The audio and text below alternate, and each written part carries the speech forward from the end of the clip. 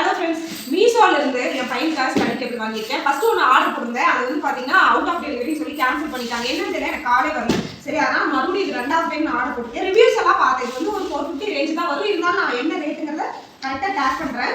சரி, இது எப்படி இருக்குன்னு ஓப்பன் பண்ணி பார்க்கலாம். ஒரு நிறைய பேர் வந்து பார்த்தீங்கன்னா இது ரிவ்யூஸ் கொடுத்துருந்தாங்க, நல்லாவே இருந்தது. பேக்கிங் பிரிக்கிறதுக்கு தான் கொஞ்சம் டைம் ஆகுது, வெயிட் பண்ணுங்க. எப்படியோ ஷார்ட்ஸ் வீடியோவில் போடுற அளவுக்கு நான் வந்து ஓப்பன் பண்ணிடுறேன்.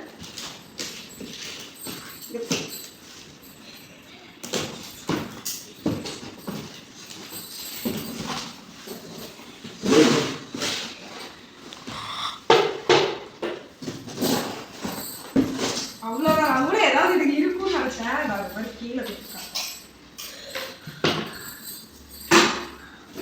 இது வந்து நம்மளுக்கு செட் ஆகுமான்னு பார்ப்போம். நான் வந்து ஃபோன் வச்சுட்டு சும்மா இதில் ஒரு கார்டு இதில் வந்திருக்கு.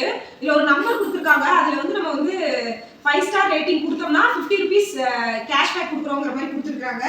இந்த ஸ்டடி டேபிள் வந்து பார்த்தீங்கன்னா ஓகே தான்.